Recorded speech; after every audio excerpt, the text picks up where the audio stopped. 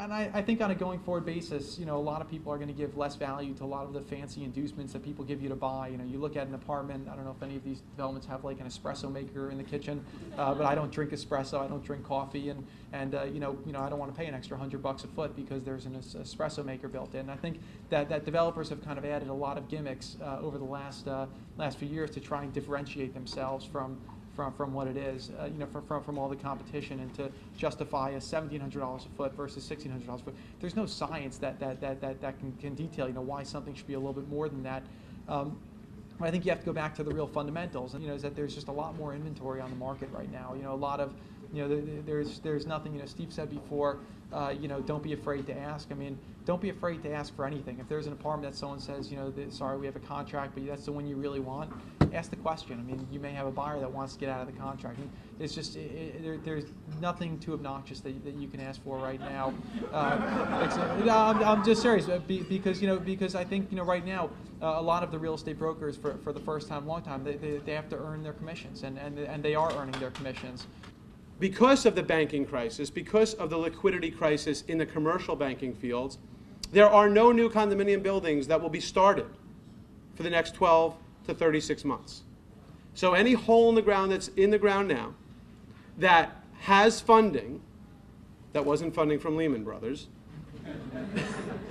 is going to most likely get built. And I say most likely because I believe that about 25 to 30% of the jobs that are just in the ground but not superstructure up probably won't get built, because those developers don't have deep enough pockets, and their bank may pull the plug and say, hey, let's hold on right now.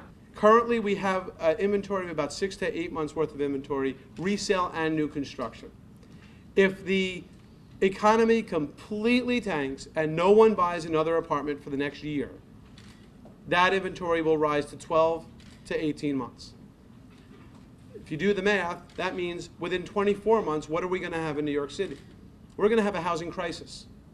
There will not be enough apartments to house all the people coming to New York. Remember, New York is not just a local marketplace, it's an international marketplace as well. And even with international economies faltering, where do people put their money in times of crisis? Into real estate. Why? Because it's a long-term hold. It is not a daily traded security. You don't lose half your money overnight. So you have the 421A deadline coming and going. You have the credit crunch that is slowing down or stopping any new construction.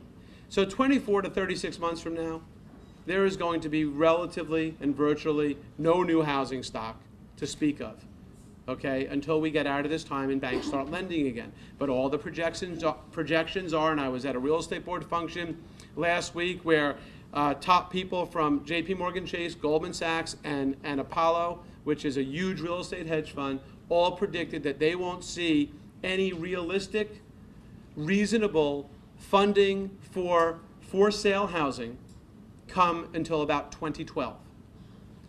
And they don't believe that there will be any reasonable funding for rentals until about 2010, 2011. And